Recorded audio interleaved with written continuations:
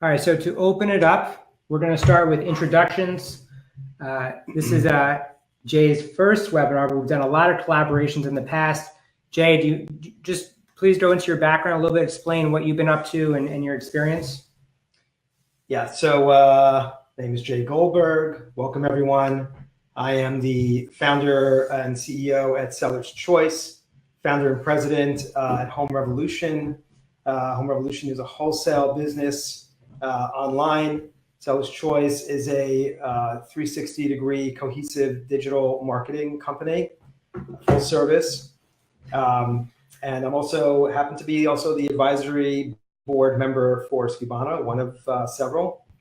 And most of my career has been spent for at least 25 years in the supply chain world, from manufacturing through wholesale, into retail, and now into digital wholesale, and now into marketing services. It's been the full spectrum of supply chain, bridging into marketing. So I've seen a lot. Cool. Yeah, you've been really helpful on the Skubana end. For those that aren't aware of myself, Chad Rubin, founder of Skubana, co-founder of Skubana, and CEO. Also been in the Amazon world. I'm a first generation Amazon seller for the past decade. So I'm like an 8-bit Game Boy to those that perhaps have been able to play with the PlayStation 3 or 4. And also wrote a book, Cheaper, Easier, Direct, and of course it's on Amazon, which is really my blueprint of how I've scaled my private label business and how I find product. And just want to give a shout out to Tal for joining. I see he just joined. Thanks for joining, Tal. All right, let's move on. We're going to have at the end here a lightning round where you can ask us some questions. We're going to have some game-changing downloads for you to download at the end. Some really cool offers, so stick around for that. So why don't you leave with this one, Jay? You know you're in the right place. If you're ready to improve your Amazon conversion rate, looking to improve your enhanced brand content, EBC is what we call that, wanting to analyze your listing sessions and conversions, curious about how to improve your Amazon funnel, and if you are just flat out awesome, which we have no doubt each of you are. Nice. So I think we're gonna go to some new stuff today too. So there's some stuff that probably you already know, but there's definitely some new stuff and things that we're seeing very, very large sellers using at the moment to enhance their strategies on Amazon. We're going to get right into those, every tool and every tactic. So you're going to want to stick around.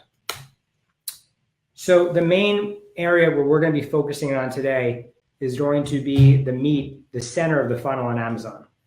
So really focusing on traffic and then driving that traffic to the listing. So there's really two ways to drive traffic. There's either paid traffic or organic traffic on Amazon. I think we're going to touch on both today. And then, of course, bringing people to the listing, focusing on some listing optimization techniques to optimize your listing so that you can bring people to the buy box and so that it converts into a sale.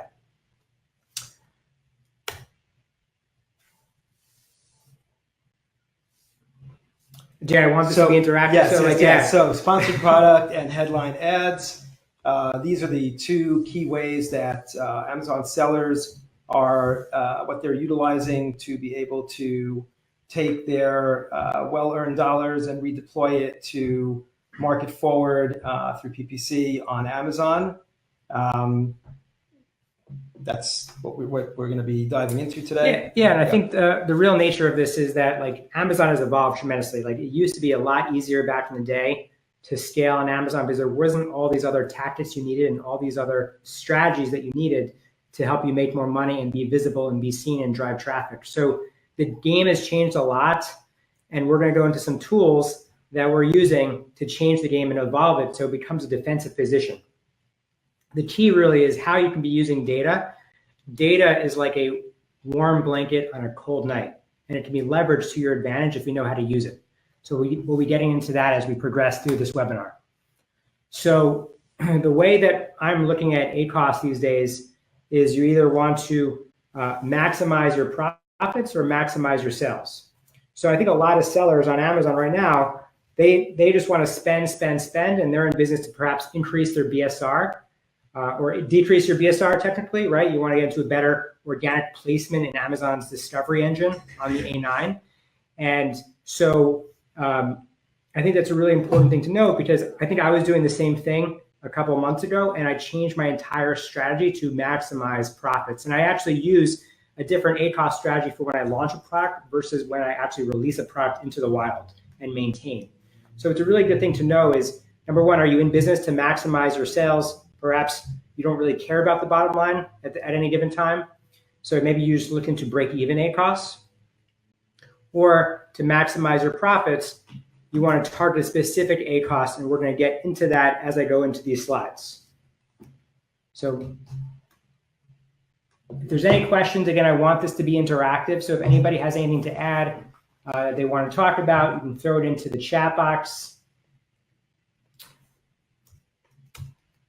So one of the things that a lot of large sellers are doing are looking into their margin profile. So if you look at your QuickBooks or your Xero file, your income statement, you're going to see a breakout of exactly your operating structure that's on average that you're seeing over the course of the past year. So I would suggest maybe looking at 2017 or looking at the first quarter of 2018. So understanding like, hey, this is the percentage of fees that are going to Amazon.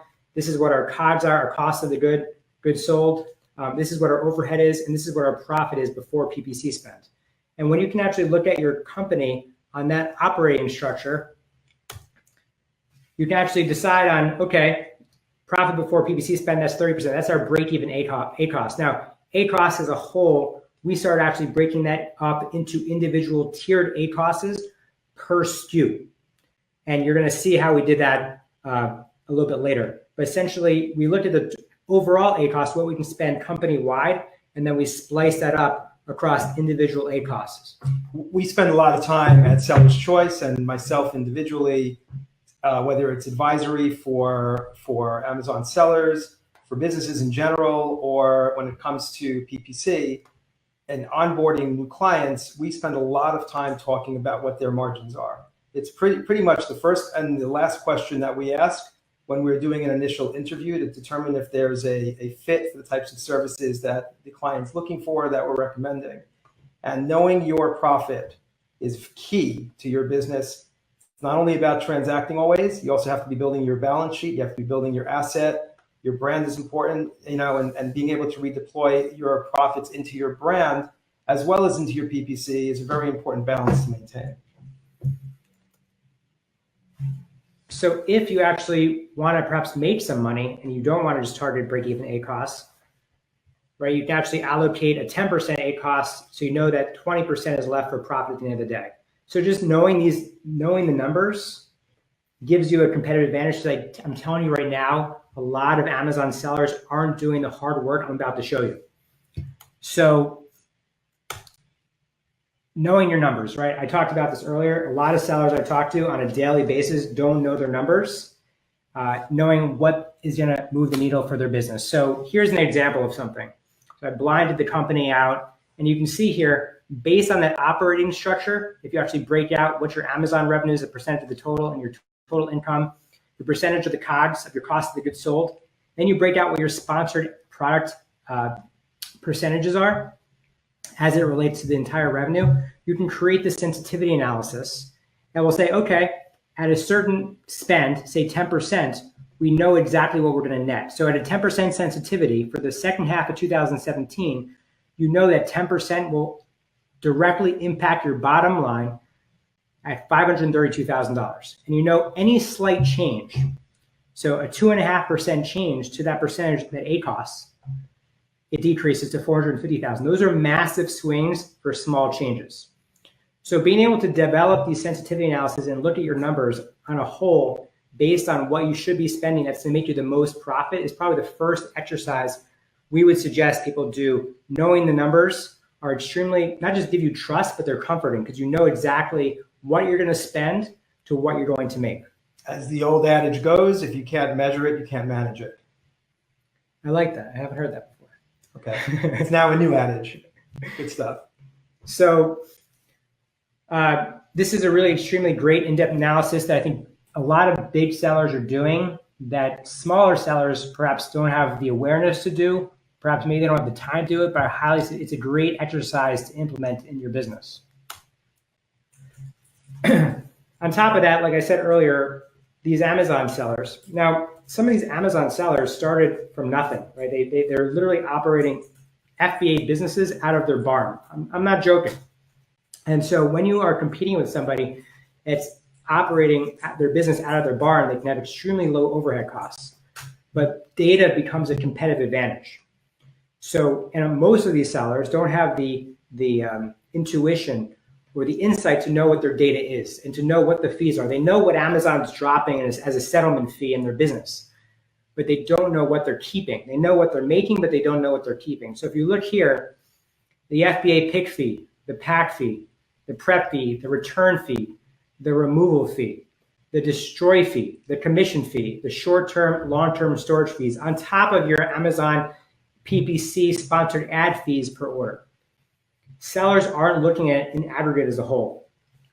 And so, oh, did you have something to add to that? Yeah, there's one more thing. There's one more fee that's not here, which is the hidden fee of your opportunity cost. And that's something, I know it's more high level, but you always have to be asking, is this an item, is this a SKU, is this something that is really going to return over time? If I'm going to end up going in at break even for a while, what's your opportunity cost? How do you value yourself into the equation? So give an example to the opportunity cost. So if they're spending, well, so if you're spending a month, 30 days, going on break even, 60 days, going on break even, and you're wondering when it's going to actually turn the corner, right? You have to be asking yourself, is this a product that you should be putting more money into? Is it a loss? Is it something that you should just be taking a loss on and moving on to the next product? Right? Even the next product you're going to go into, learn your lessons forward from the products that you've had before that had certain characteristics or had certain competitive aspects to it that didn't work. So you can keep moving it forward with learning, taking your learning and being able to get into more profitable products faster. So I think that's a good point. I think Babe Ruth, his home run record is anywhere from 8 to 11%, depending on what stat you read online. 8 to 11%. So as sellers, I think that we should be trying to aim. I know there's a lot of sellers that have better home run records than Babe Ruth does when it comes to launching products. But you need to essentially at least say that average that Babe Ruth was hitting was at least where you want to aim to with product launches. The other thing you want to do especially is target different ACOSs, and we tier them. So we have so many SKUs, so many private label SKUs, that we started tiering our ACOS based on margin and based on the ACOS we want to hit for each and every one of those SKUs. And of course, if you have 1,000 SKUs, we have an automatic and a manual campaign for each of those. So knowing your fees is important. For me, I'm representing Stubana as the co-founder and CEO. Stubana not only just runs and automates your entire business. I have one employee running a 7-figure business across 20 different channels.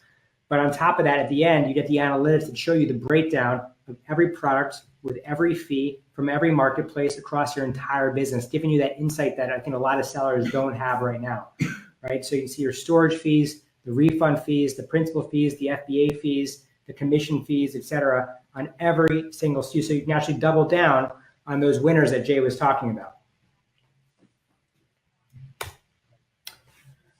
So here's another tool that I think a lot of sellers are not doing. Right? I actually have not seen this done by anybody in our space, which is doing a correlation between what you spend to what you're making on Amazon with sponsored ads. So interestingly enough, this is a correlation that I did with an R coefficient for those that didn't do well in statistics, including yours truly. So the numbers don't lie here, right? So the correlation here is a 0.19 correlation, R coefficient, meaning there's actually not a relationship between what we're spending to what's producing the sale on Amazon. So this is February 2018, and you're seeing just no correlation really whatsoever. And when you're actually doing your PPC correctly, you want to get as close to a 1 as possible. So this is 19% correlation really if you take it into percentages. And so if we go to the next slide here, this is a 0.62 R coefficient. So we're getting much deeper. And if you look at the difference between the two, you see those dots sporadic across different areas here. So this is the correlation, by the way, on a SKU by SKU basis. When we did this analysis again, you'll see the correlation gets a lot deeper. The blue lines get a lot tighter. The blue dots get a lot tighter around the red line. That's when you know that you're actually spending money that's efficiently being spent.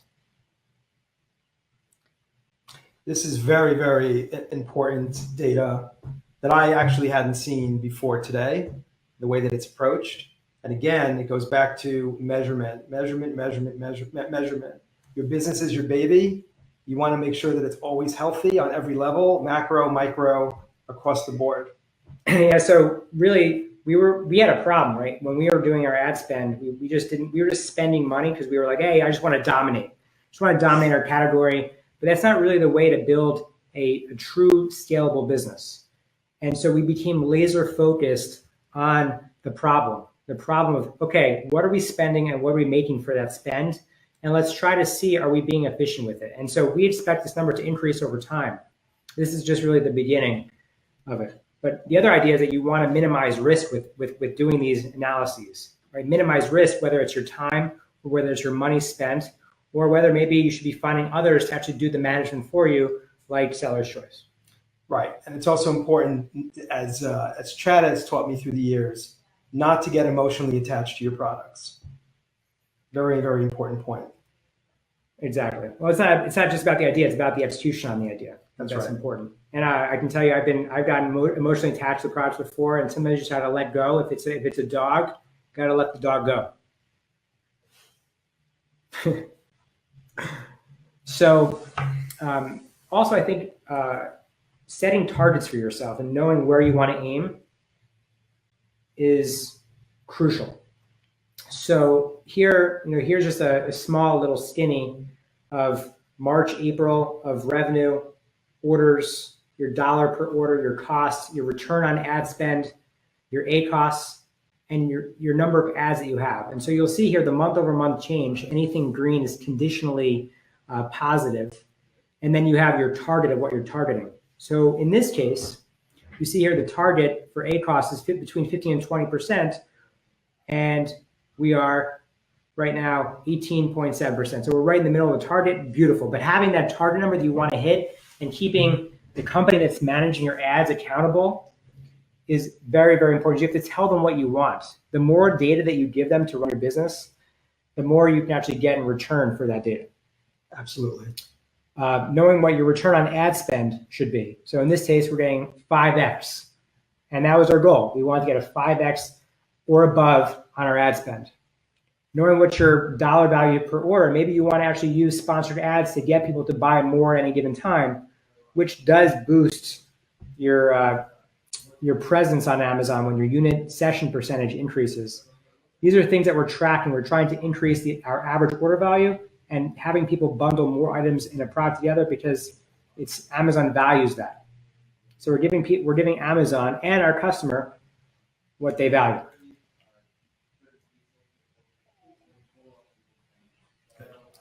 I'm just looking at some of the questions here. I see John Paul Jones has joined. Why can't Jason Kazarian hear us? Okay, people advised him. Got it. DKB Household. Is this by campaign or product? I'm not sure what the question was in relation to. I missed the question. I was just looking at the slide, so maybe you can just let me know which slide you're referring to. And then there was Steph. What are you changing to get the correlation to improve, which you spoke about a little bit? Yeah, I mean, we'll adjust ACOS to get the correlation to improve. We're looking at correlation not just on spend, but on click-through rate, spend. There's a few other data points that we're looking at, impression data, to make sure that we're on point and spending the right money. Of course, you can expect a higher correlation for impressions because you're spending money to get those impressions on Amazon than actually spend versus sales. Hopefully that helps. Hey, Jay, why don't you grab that slide?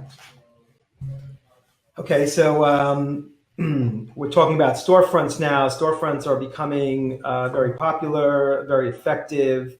basically, I view storefronts and the highlighting of them by Amazon to be really a play to compete with companies like Shopify to keep you in their ecosystem, but to give you a sense, and a good sense, that you are having your own site on Amazon.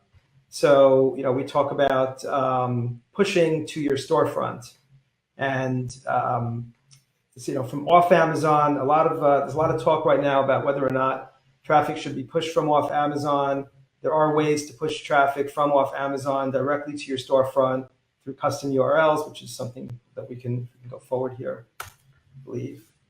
So creation of custom URLs is now allowed, and you could go right to them. You can also create what's called source tags, so you can be able to track analytics if it's coming from Facebook ads, if it's coming from AdWords, and it gives you a much better view of how effective that ad spend is straight to Amazon. Yeah, this was something I was actually pretty shocked about, the storefront analytics. I didn't know that Amazon gives you this on the storefront with not just Amazon organic traffic, but letting you know that there's other sources and tags. So this is something I need to explore. This is my first time seeing this. And you bet your Bippy I'm going to be checking this out after the webinar. I'm betting your Bippy. So these are some tools that I'm using so we're talking about driving traffic, right? So you have all these things in your toolbox. Yeah, you can use Amazon sponsored ads. There's also ways that you can just one-up your competitors and do things that they're not doing. So these are some of the tools that I'm using in-house for keyword research, and I'll go through some of these together.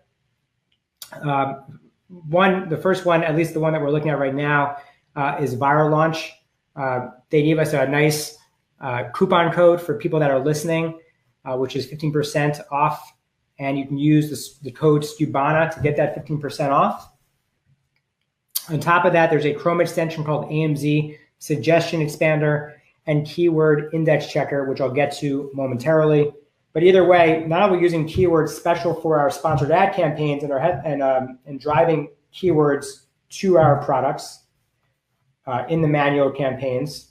We're also using these keywords for optimizing our listings on Amazon, not only on the title, the bullets, the description, which we spend a lot of time building, but on the back-end search terms.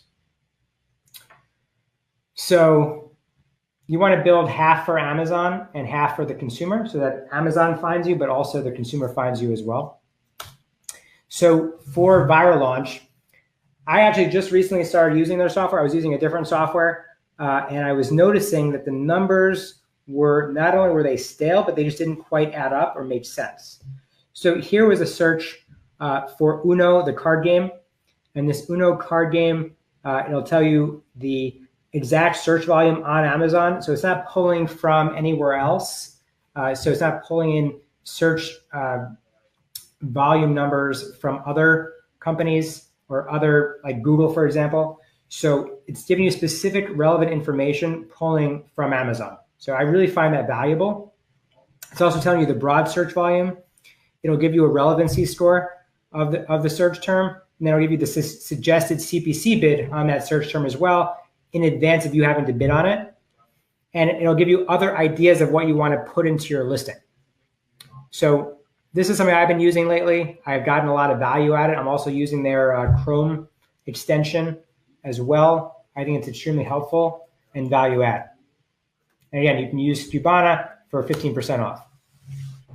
This is another tool that I've been loving these days. And this is the AMZ Suggestion Expander. It is free. Actually, I believe the founder of it is joined, John Paul. So if you have any questions, you can always hit up John Paul in the comments section.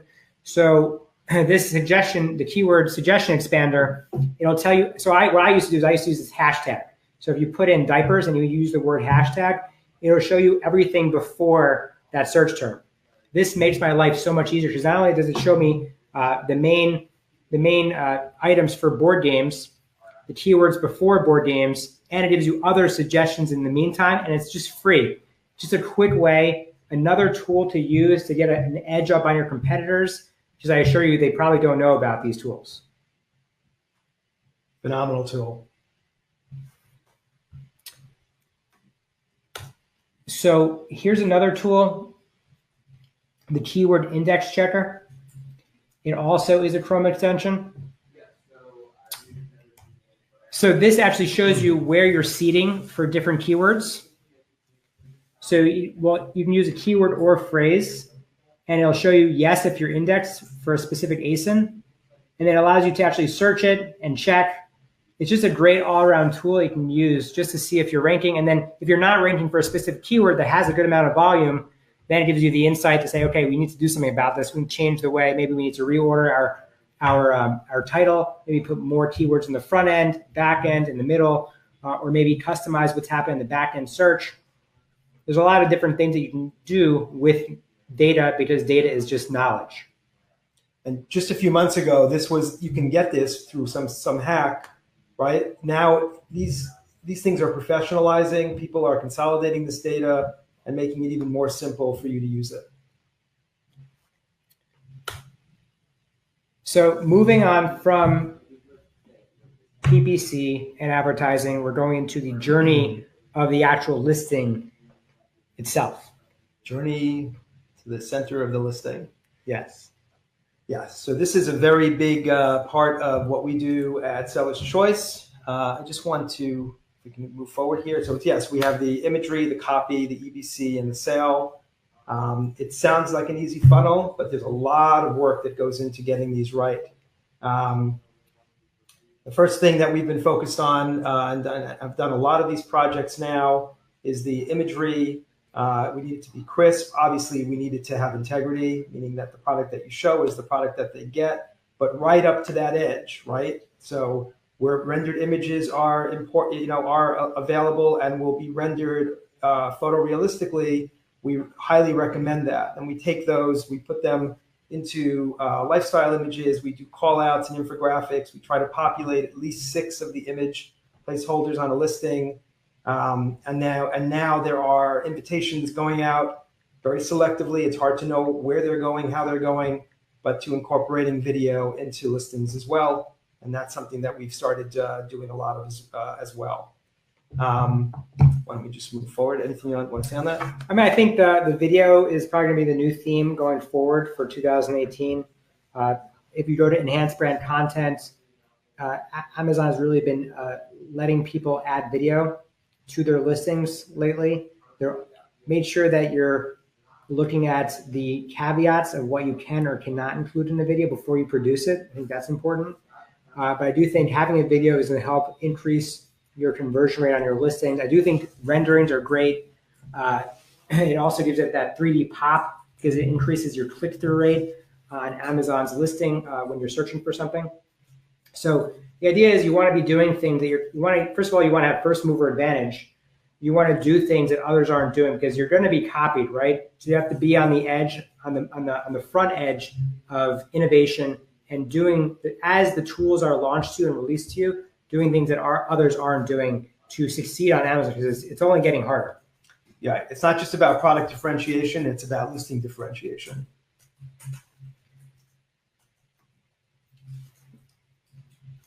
And we can go into so much detail on these images. We've talked about it in many webinars, so I'm not spending too much time on it. Right. Call out to Joe over there. I know you're with us today. So when we go into the copy and the keywording aspect of the listing build or the listing optimization, the first thing we do is research, research, research. We start there. We build out after we've researched over and over again. We want to understand how your product competes, how it differentiates, how other products that are like yours, not necessarily like yours, or in similar categories, what we can pick up from there. And then we start moving into brand differentiation. But in terms of the listing itself, we focus very heavily on title first. This is not new news for most of you, but the first 50 characters are indexed as of right now. We know the algorithm is ever changing, and we're always looking out for these changes.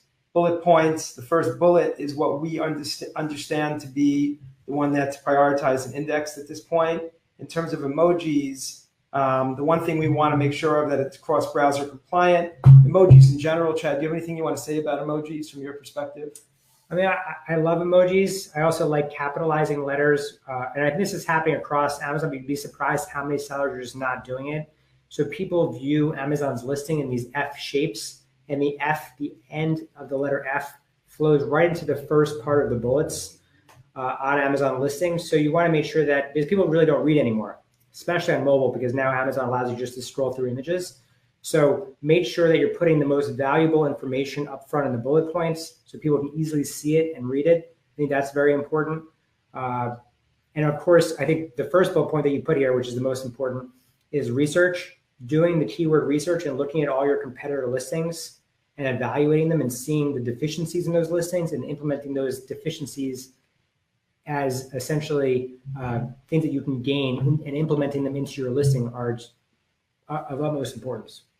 Right, and of course, product descriptions are a way for you to really fill out the value proposition a little further, maybe outside of keywords, just the things you want your customers to know. And then the back-end search terms, which are constantly shrinking in terms of the algorithm, down to 250 bytes now. I don't say that there should not be redundancy, but where you have a lot of keywords to work with, you should really look at all of these areas, title, bullet, and back-end search terms, as a way to leverage as many keywords as possible without redundancy. It doesn't mean you shouldn't have redundancy if you have a few keywords that you've identified and there's room for redundancy. And Amazon is making changes constantly. So like those that are listening to this webinar 6 months from now, it's likely a lot of this stuff will expire. They're constantly changing. We're still at the cusp of their growth, especially in the marketplace. So, and Amazon will make changes in an instant, and you suddenly have to just change and customize to what their changes are. So just know that whatever you're hearing today may change or expire after a month or 3 months or 6 months. Disclaimer's been made.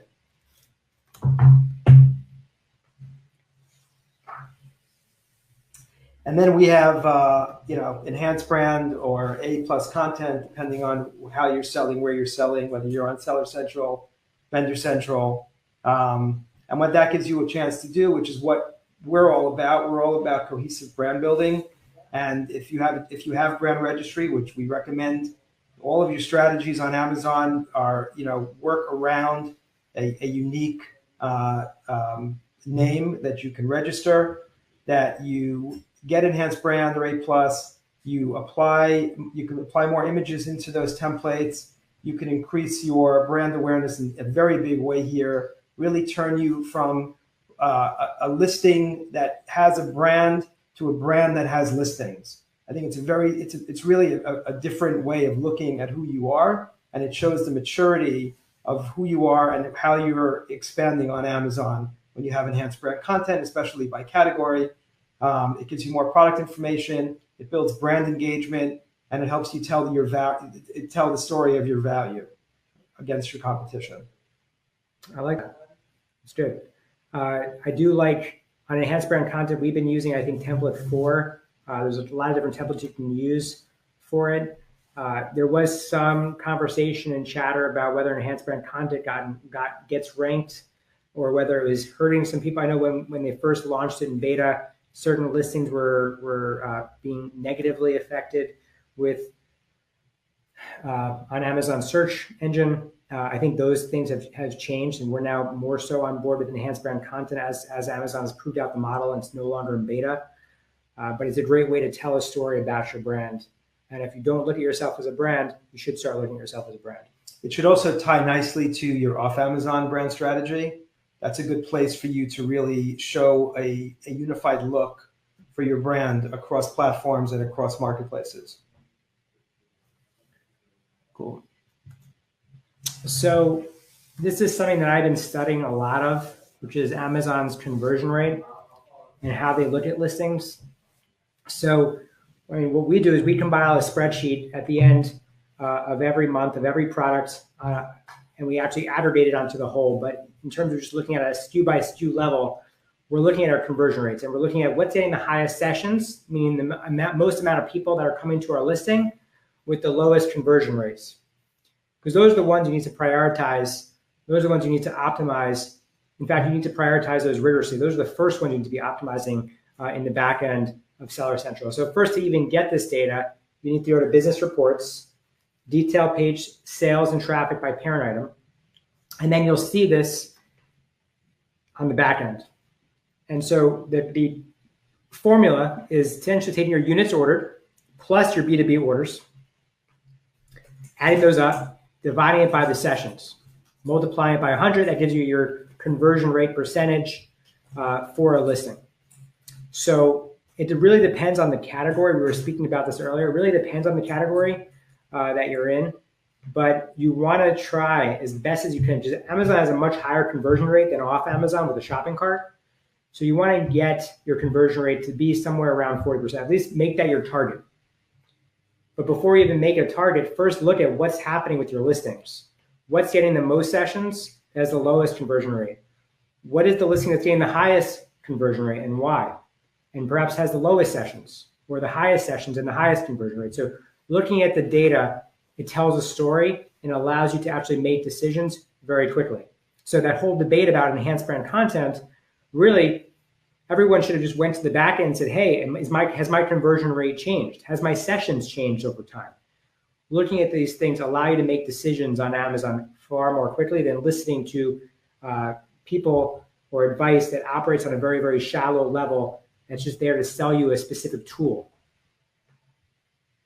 Again, measure, measure, measure. So I read a stat recently. I thought this was really interesting.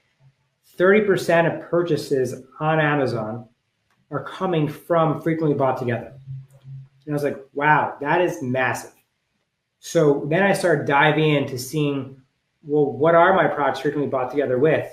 And how can I perhaps influence frequently bought together? And perhaps maybe that'll help me figure out other kits or bundles that I could be using to explode my SKU count. So I came across a really, really interesting extension I wanted to share with everybody. And you can see at the bottom, essentially, we have a code for you to get this extension. So if you go to bit.ly/FBT, frequently bought together, FBT AMZ, you're going to see here this little bundle shopper in the top right-hand corner. So this is going to show you products that are bundled together with that like product. Not only is it going to give you ideas, but it'll also tell you perhaps what you should be bundling with your product. Maybe you even reach out to those people and you work out some affiliate commission to get you guys to essentially get frequently bought together and to influence frequently bought together. So you can see the most common keywords on main products, and you can get a ton of keyword bundle ideas with the Chrome extension, and you can get it with that link. It's an awesome Chrome extension. We've given you a lot of different Chrome extensions today. It's a great one that I use all the time to give me ideas and to understand what's being bundled with what. And you can do this for competitor products as well. Nice. Pretty cool, right? Yeah. So Ryan says, post the bit.ly URL. I'm going to post it.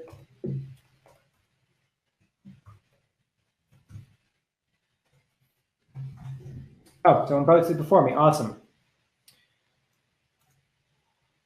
All right.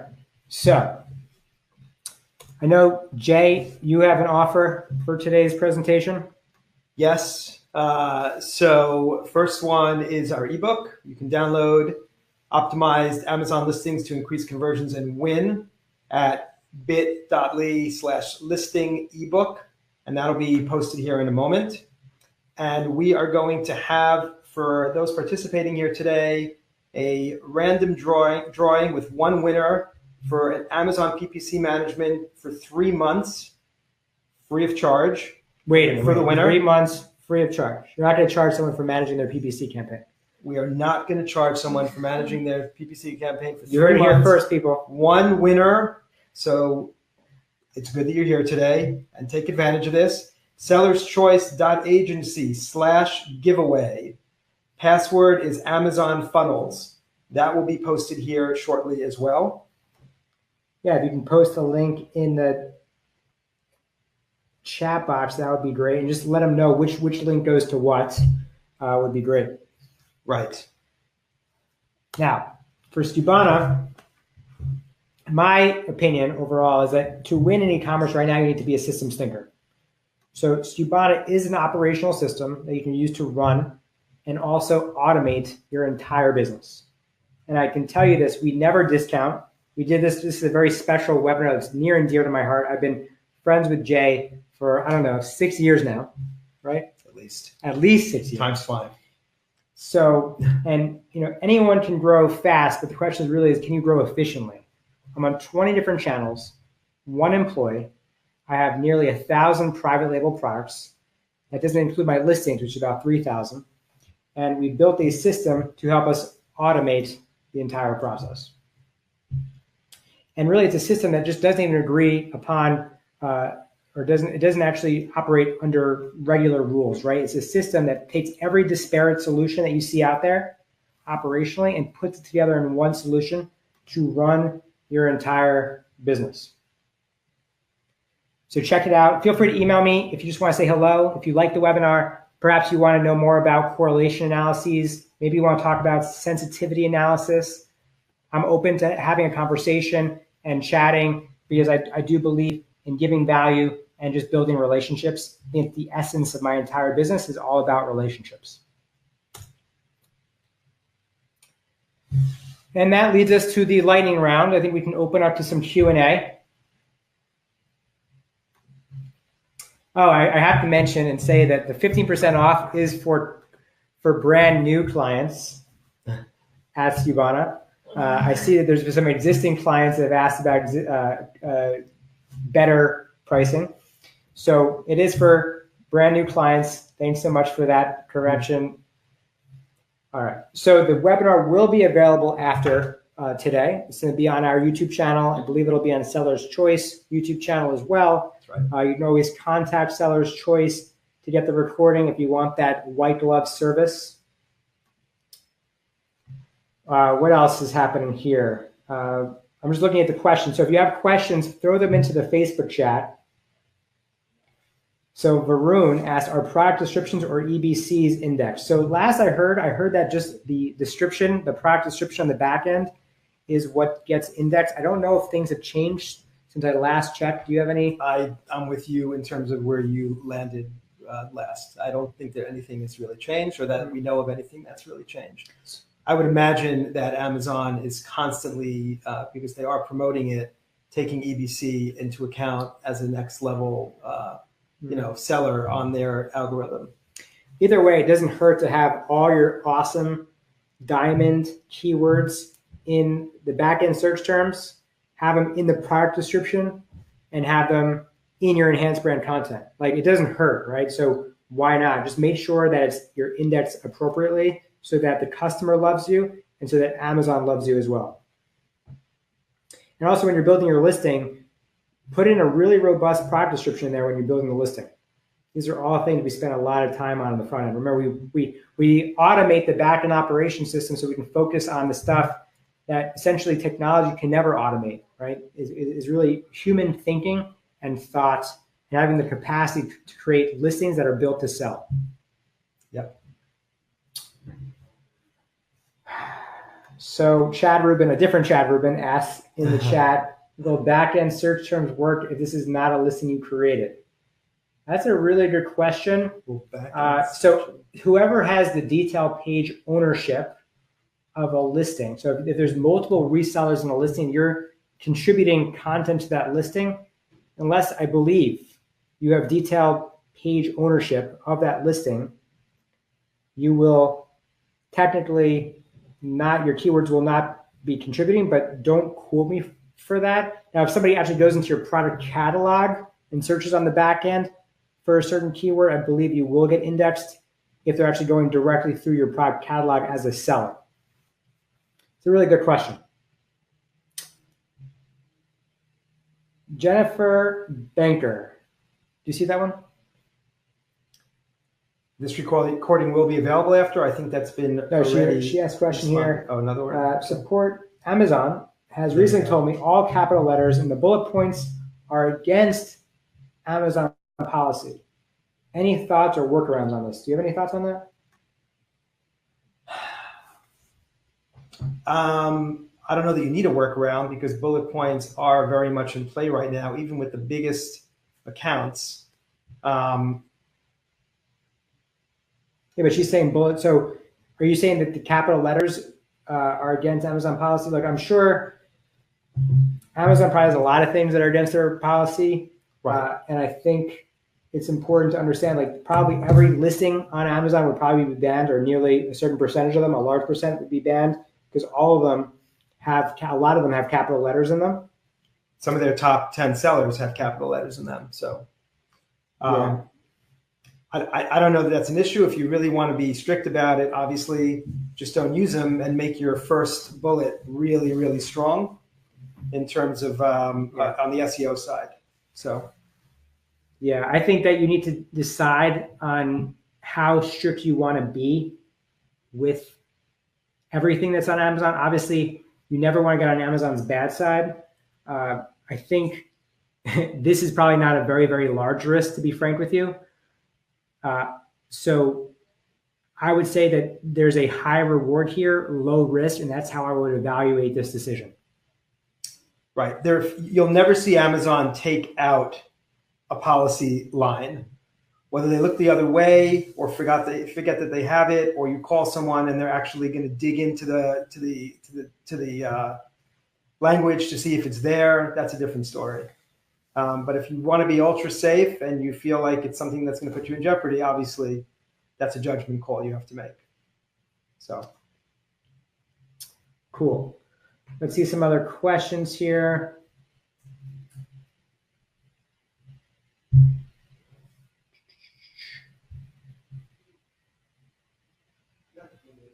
Alex Mills, you mentioned 40% was a good goal conversion rate. Look at your own listings, look at your own category. Don't listen to what other people say. Look at your own listings and see how they're converting yourself. It highly is dependent on a category, whether or not someone may have buyer remorse on a product and return it often. Maybe there's a lot of other copycats of your product, and there's a lot of price elasticity on your product, and maybe there's other products that they can buy that are lower cost, that are advertising against you on sponsored ads. I think it's a very personal decision. I just used 40% just based on what I know and on what I've seen. Amazon has a much higher rate of conversion rate than others. So think about it like this. 1-800-Flowers has a 17% conversion rate. 17%, that's off Amazon. And people know that they're going to buy flowers on Valentine's Day or for an anniversary. They want to just get it over with. So when they come to your product, do they need your product? Do they really want it? Are there alternatives? Amazon has a higher conversion rate as it stands. So you have to think that Amazon's conversion rate is totally higher than 1-800-Flowers, but I think it's very product specific. Anything else to add to that? Yeah, I would say that I would separate the word good from the word sustainable, right? 15 to 20% is probably sustainable, right? 40% is good, if that helps. And I would also look at what is your Amazon choice badge, what conversion rate that's at versus a product that doesn't have an Amazon choice badge. Those are things that you should be asking yourself and be considering. Someone, AJ Cohen's wrote, does Stubana cost? What does Stubana cost? So our pricing starts if you're just on Amazon FBA, it'll start at $750 and it goes all the way up from there, depending on your SKUs and order volume, etc. But that's the starting point of where our pricing starts. But think about it.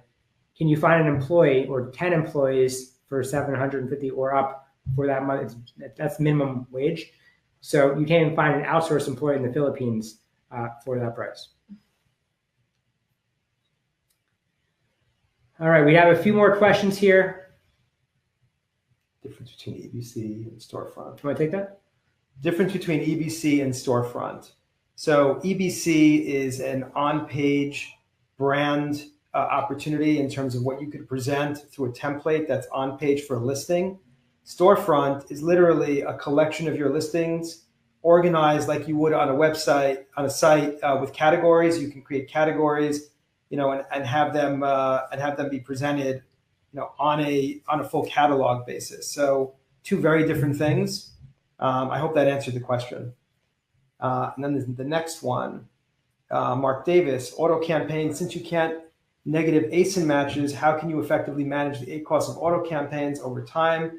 I I know if I was speaking with Andrew, who handles this, who manages this at Seller's Choice, he would probably say that we utilize auto campaigns to generate data, right? And the budget is really what you should be focused on for that, the budget that you can manage, so that we can generate the data over a 30, 60, 90 period that you would then custom craft into manual campaigns. So I don't know that you want to be just sitting in auto campaigns indefinitely, although he would probably also say that you still run auto campaigns after your manual campaigns are set up so that you can keep generating data behind the scenes. I hope that helps. Do you have anything else to add on that? No, I think it's Okay. solid. John, I'll go to the last question here. Looks like, John, notice increasingly more sellers are now using main images, so the main primary image on Amazon, using an image that is strictly against Amazon TOC. I mean, I think Amazon Terms of Service, TOS. For example, including packaging, labels, they might highlight a certain product. What's my view? My view is, depends if, are they competitors? If they're competitors that are doing these things that are against Amazon's TOS, right? You can essentially have those things reported if that's how you run your business and operate. But I like to keep my primary image with a white background, and just I don't want my listing to be suppressed ever. I don't want Amazon to take down my listing ever, so I like to have a white background as a primary image and do other things in my image to make it stand out even further. And then my secondary images, I essentially fluff them up with value propositions and make them ridiculously awesome. My view on this is sort of the same. I think that, and white backgrounds are important, but in terms of the product and the packaging in the first image, if it's exactly the way they're going to receive it, and you have the product laying against the packaging, or the product shown through the packaging, because it's a natural way that it's going to be received, I think that that's really an appropriate thing to do. Because really, what does Amazon want? They want to make sure that the product being received is exactly the way it displays in that first image. I hope that helps. Now, if your business is something that is you and is your mission is an extension of you, and you would just be concerned of Amazon taking down your listings, I would say look at Amazon's terms of service first. I don't want to give any.